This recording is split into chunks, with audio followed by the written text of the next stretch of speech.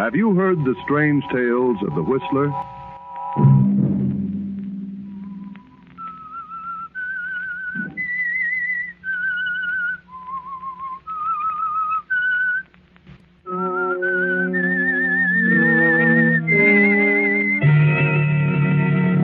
I'm the Whistler. I didn't see the man, I swear I didn't. He just appeared out of nowhere. I didn't see a thing. I only heard that awful thump when the car hit it. It was an accident, I tell you. Friday night, and again, CBS presents The Whistler. I, the Whistler, know many things, for I walk by night.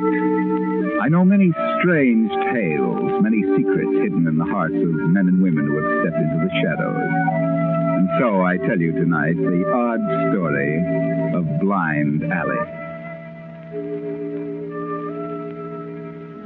Young Henry Carteret III and his widowed mother live with Henry's paternal grandfather. Grandfather Carteret is immensely wealthy and lives on a vast estate in the suburbs. Young Henry, after graduation, seemed to follow in the footsteps of his late father. He's a weak sort and quite the playboy of the city, gambling and drinking.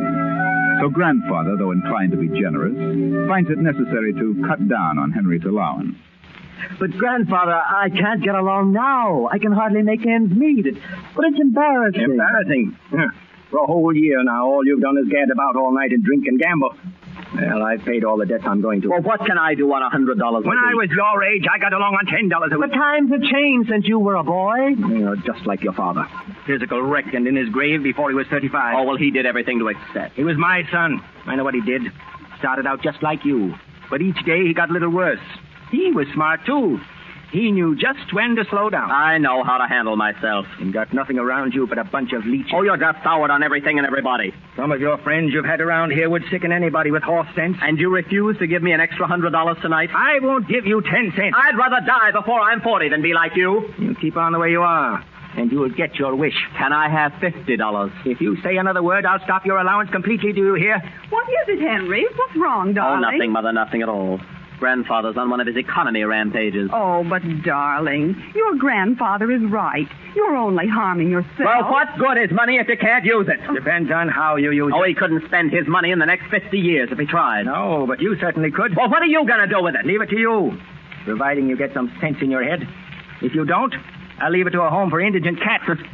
What you need is a good solid jolt in the solar plexus, and that's just what you're heading for. Please, Henry, run along. I can't stand any more of this. $20. I can't even take a girl to dinner. No, not the kind you know. Please go, All Henry. right, Mother. And if I get lost in the big city, I promise I'll go to the big policeman and tell him who I am. Oh, if he only knew what I went through with his father. Yeah, I know, Mary. Some fellows just have to be beaten over the head with a club before they wake up. Well, I'll do my best, Mary.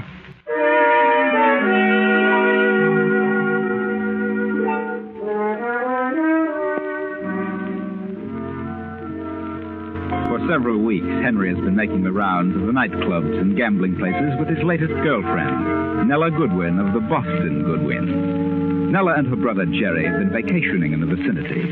The three of them have made the rounds and have dropped into Nella's apartment for a nightcap.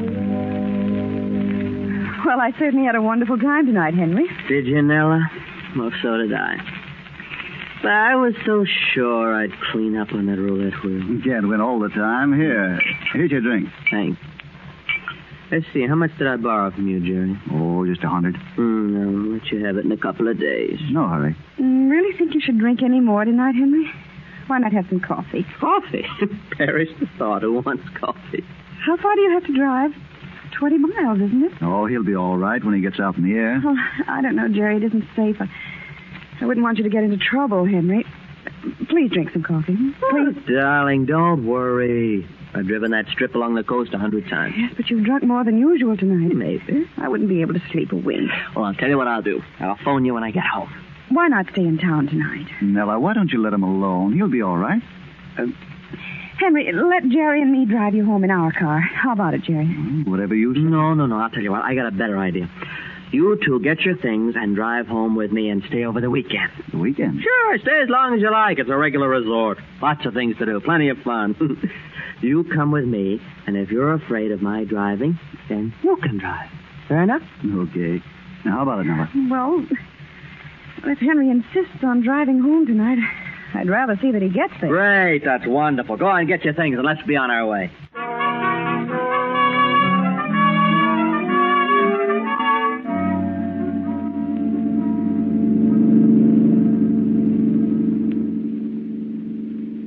Well, how am I doing? Satisfactory, am I? Well, I'd feel better if you'd slow down a bit. It's beginning to mist. Better take it easy, Henry. Okay.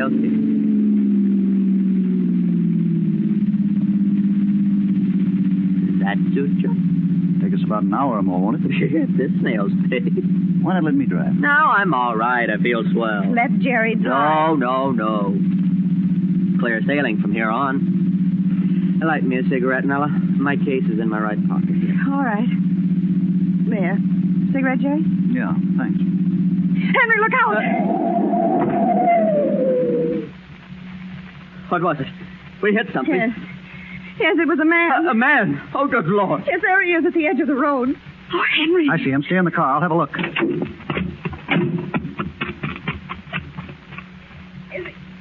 Is he all right, Jerry? Just a second.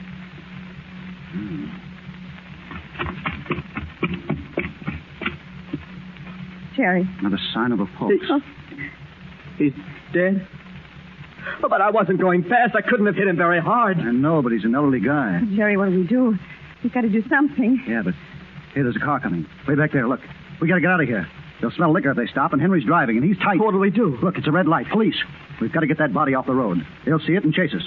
Get out, Henry. I'll jerk a wire loose on the distributor. You're having trouble, see? Take it easy and don't get excited. I'll carry this guy over behind that big sign. When you find the trouble, the two of you drive on. I'll meet you back at the apartment. I'll get there as soon as I can. Here they come. Don't be nervous, Henry. I feel kind of sick now.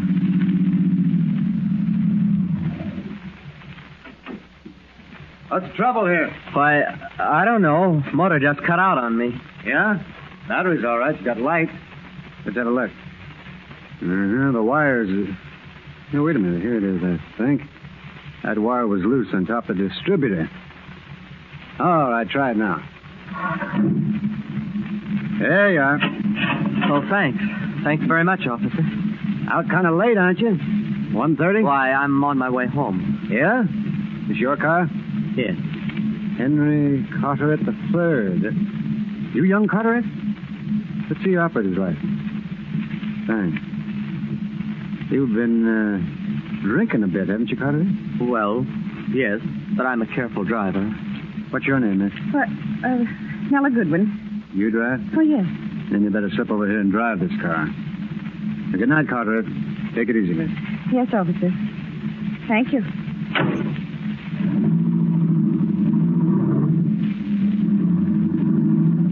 It was young Carteret. Had a loose wire. Let's get going, Joe.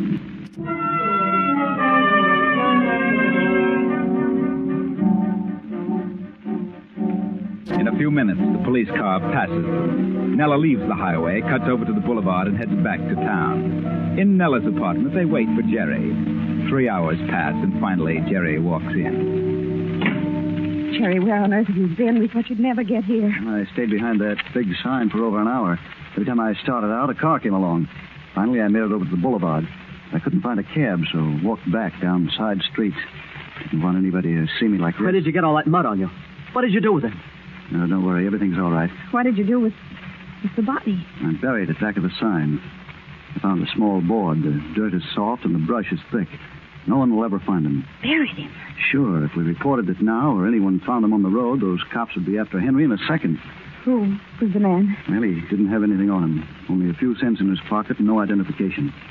I gather from his appearance and his clothes that he was just a transient, a hobo. Probably stepped out in front of us to bum a ride. Was he an old man? I'd say about 50 or more. Oh, it's awful. I didn't see him. He just seemed to come out of nowhere. I didn't see a thing. I only heard that thump when the car hit him. It was an accident, Henry. We know that. It was a lucky thing for you I got him off the road. Those cops had found him, and with you drinking, you'd get stuck for manslaughter.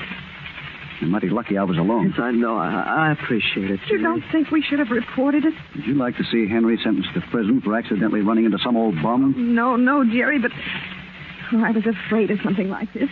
That's why I didn't want him to drive. I'm sorry, Nella. I should have listened to you. Oh, what a mess. It's terrible. Will you relax? Well, you're sure they won't find him? When they do, they'll have forgotten about you being stalled there. Oh, by the way, just where was that? Well, it's practically at the intersection of Ocean Drive and Valley Boulevard. It was in front of that big billboard, that bread sign. Oh, yeah. Well, let's forget about it. It's done, and the less said about it, the better. Better have a drink, Henry, and as soon as I change my clothes, we'll go on to your place. Oh, you're spoiling that weekend. I don't want a drink. Okay. I'll be ready in a few minutes.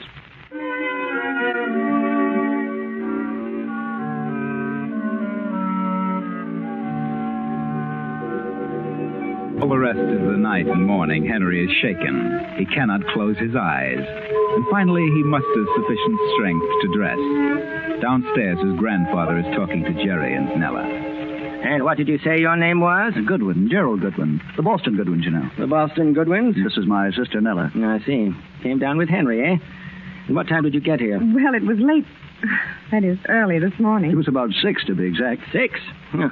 Don't you people ever sleep? Oh, certainly we sleep, but, well, youth doesn't require the amount of sleep that age needs. And what are you doing here? Henry invited us to spend a week or so with him. Oh, is that so? Mm-hmm. Well, that's mighty decent of him. Henry's a wonderful boy. He really is, Mr. Carteret. All depends on how you look at it. You should think a lot of Henry. I do. Believe me, I think constantly. Good morning. I don't think I know these people. Or do I? No, you don't, Mary. But you will. Henry's guests came in at 6 this morning, here for a bit of a stay from Boston. Jerry Goodwin and his sister Nella Goodwin, of the Boston Goodwins. This is Henry's mother. How do you do, Mrs. Carteret? Well, you're quite welcome. We really didn't want to impose on you, but Henry was so insistent that... Well, we really came because... Because Henry wouldn't take no for an answer. And where is Henry? Well, I don't think Henry is feeling well this morning. You mean Henry had been drinking? Well, yes, a little. Oh. As a matter of fact, that's why we came with him. I was afraid for him to drive home last night. She's exaggerating, Mrs. Carteret. Tell me, how long have you known Henry, Miss Goodwin? About 3 weeks. Going on 4. Are you the one who's been taken to dinners and nightclubs? Well, yes, I've seen him nearly every evening. Oh, I see. Oh, good morning, Mother. Morning, everybody. Well, I see you've all gotten acquainted. Henry. Why, you're pale as a sheet. I've never seen you like this. I'm quite all right, Mother. I'd have sworn it was your father coming down those steps. Hold your hands out. Huh. Look at that. The jitters. Well, you're doing all right, boy. Don't you worry about being a sour old tight. Oh, shut up and let me alone, will you? Henry, what is it? What's wrong with There's you? nothing wrong. He'll be all right. He had a very bad night, didn't you, Henry? Jerry. Well, first he lost too much, then he drank too much to cover up the losses. I'll pay you the 100. Oh, don't be silly. I'm not worried. I'm only kidding. Come on, let's have some breakfast and forget about it. Come on, everybody. Oh, pardon me. Would I be intruding? I haven't had breakfast yet. Do you mind? Why, certainly not. Come along.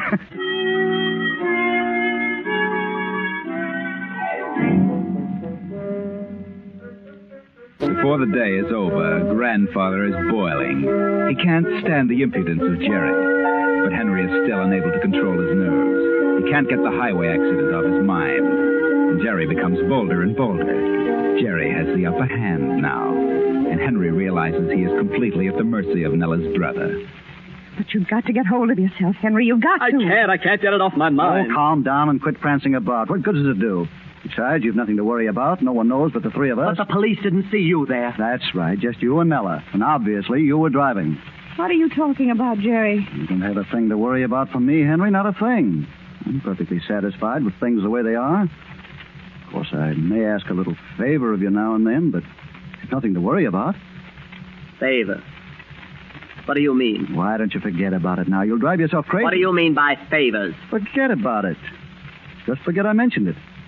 I wouldn't dream of saying anything about what happened last night to your grandfather or your mother. What kind of a rat do you think I am? Well, that'd be terrible. Family name like yours, why, they wouldn't be able to stand such a thing. Oh, no, Henry, you've nothing to worry about. No. Jerry hasn't made himself clear. He's trying to tell you that he wants to help you. Aren't you, Jerry? Certainly. What else? Well, what on earth... I get it now. Henry thought that... Oh, for the love of Mike, pull yourself together, Henry. Don't be so ridiculous. Well, I'll run along.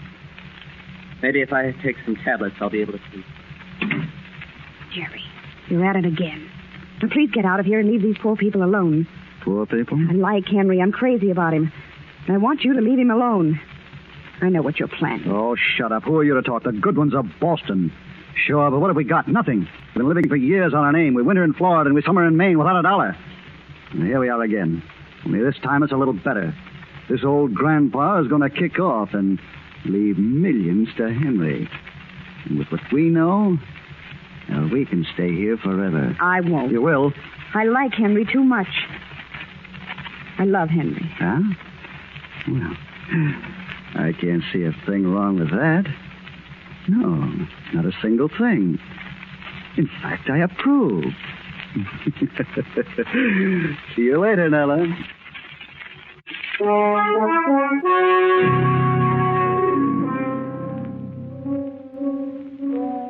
Poor Henry is licked.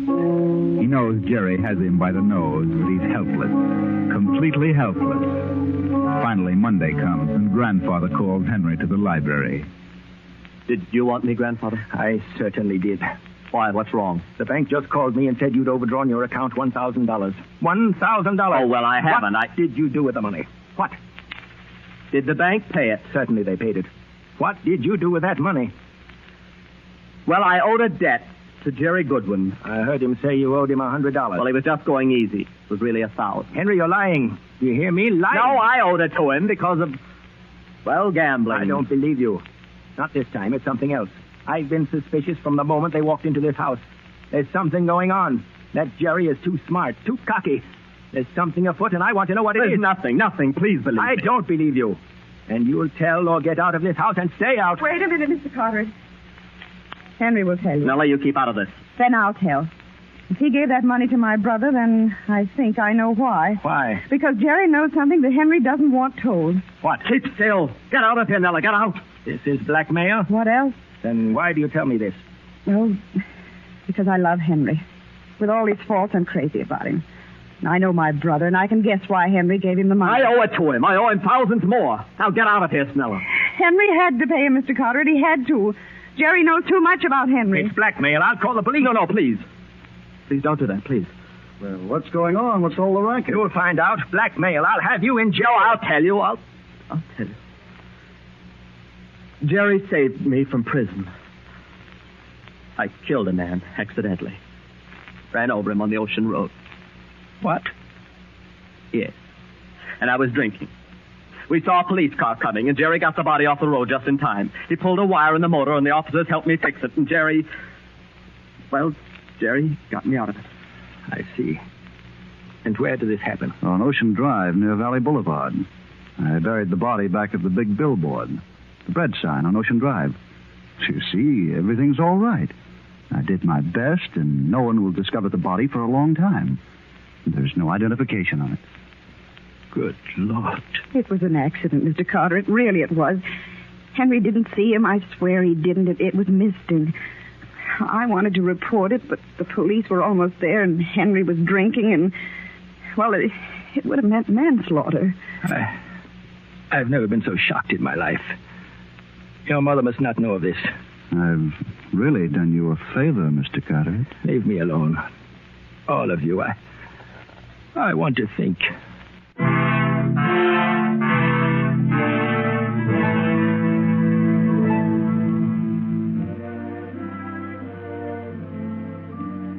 A death-like silence falls over the household. Very little is said until afternoon of the next day.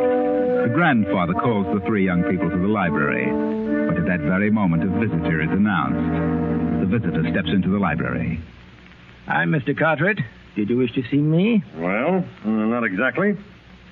I want to see your grandson here, Henry Carteret. Who are you? I'm Lieutenant Jones, Police Department. Well, what can we do for you, Lieutenant? Who are these people? Why, this is Mr. Goodwin and Nella Goodwin, our guests at the moment. You're Nella Goodwin? Yes. Well, I have a little report here. On the morning of August 17th, about 1 a.m., A patrol car came upon Henry Carteret and assisted him to get his car started. A girl with him gave her name as Nella Goodwin. It was near the intersection of Ocean Drive and Valley Boulevard. Is that right? Yes. Yes, I did have trouble that night. Mm-hmm. How long were you there? About 10 minutes, I think. I see. Did you happen to notice another car leave as you pulled up, or did you see anyone else in the vicinity? Why, I don't remember. Mm-hmm. Did you, Miss Goodwin? Well, I can't remember, but there may have been. Did either of you step off the highway during that time? No. No, that is, I may have, but I don't think we did. Mm-hmm. You stopped directly in front of that big billboard, the one advertising bread? Yes. What is this all about? Well, they removed that billboard and started excavating for a new project today. They discovered a body. A man about 50, been dead several days. Apparently struck by a car. Might have internal injuries. Well, we didn't see a thing. Uh-huh. You know nothing about it, miss? No, certainly not. What's your relation to Henry Carteret? Well, no relation. I see. Well, let me ask you to drop down to headquarters for a little talk, Miss Goodwin. Good afternoon, folks. He's wise. They're going to get Nella down there and make her talk. I won't go. You'll have to go. I won't go. I won't talk if they kill me. They know you were with Henry, and they'll hammer you until... Wait a minute. I've got it. There's one way they can't make you say a word. How's that? Nella and Henry have got to get married at once. A wife cannot be made to testify against her husband. Married? But, Jerry, he doesn't want to marry There's me. no choice. It's the only chance. Come on, let's get going. They'll be back. Grandfather, what'll I do? Figure it out yourself. This is that jolt in the middle you've had coming to you. Oh, what have I ever done to deserve this? Come on, Nella, hurry. Hurry.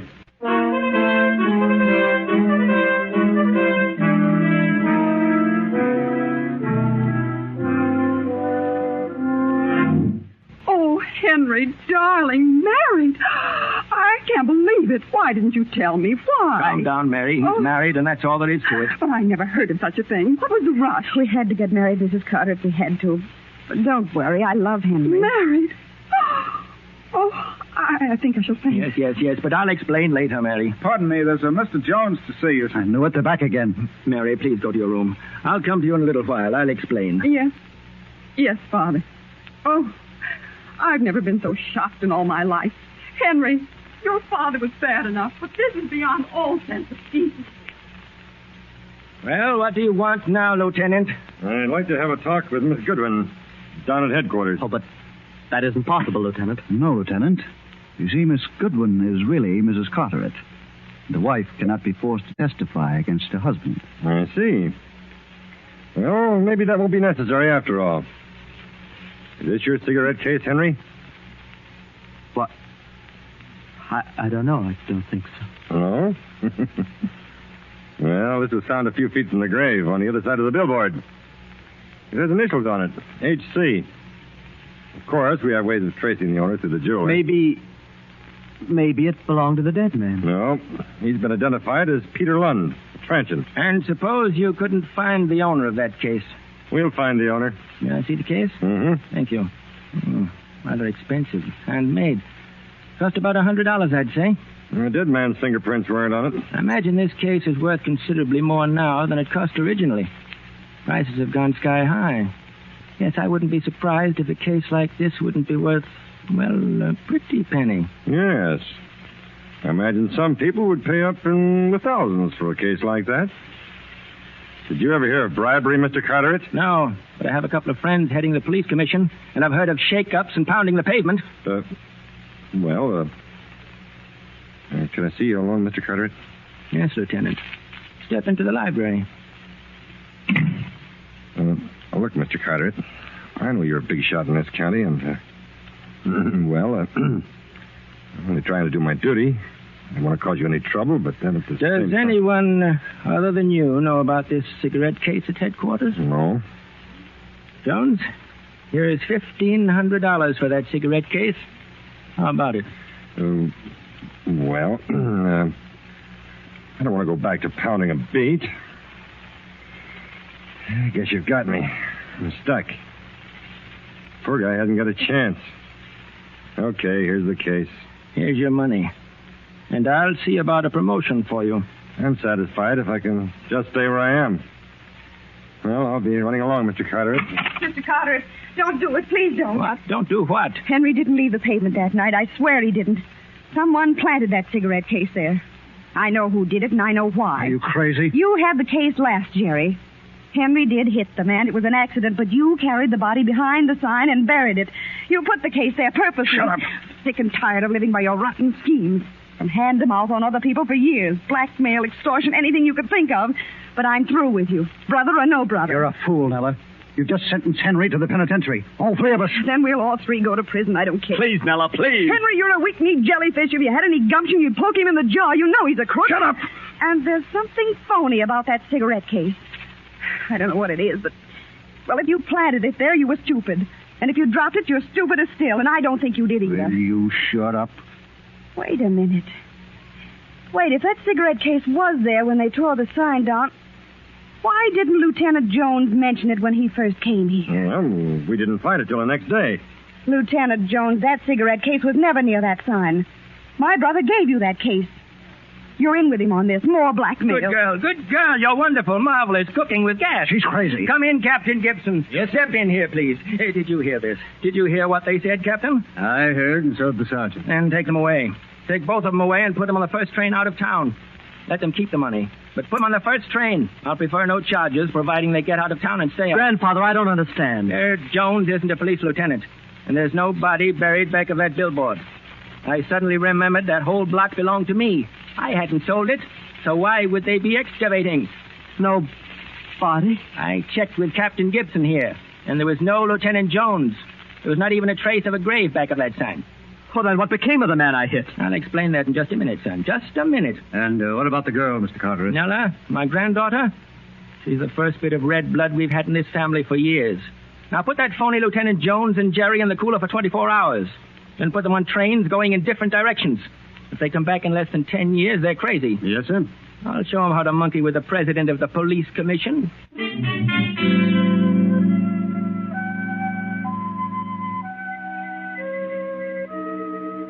Well, there's very little to explain this time. Jerry Goodwin discovered the man was not dead the moment he felt his pulse. And when he regained consciousness back of the big billboard, well, Jerry took him across town to a hotel. Later, he arranged with him to pose as a detective and frighten Henry and Nella into marriage. And the supposed victim and Jerry would carry on a lucrative blackmail scheme from then on. But they never dreamed that the grandfather owned the lot where the corpse was supposed to have been buried. And that was where they slipped. But grandfather is proud of his spunky granddaughter-in-law, and Henry will be a good boy from now on.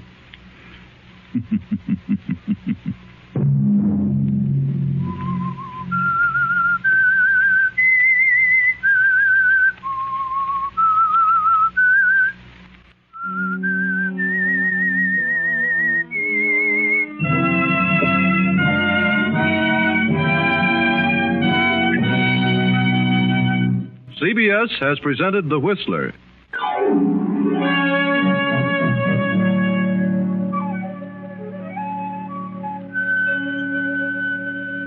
Original music for this production was composed by Wilbur Hatch and conducted by Ivan Ditmars. The Whistler is written and directed by J. Donald Wilson and originates from Columbia Square in Hollywood.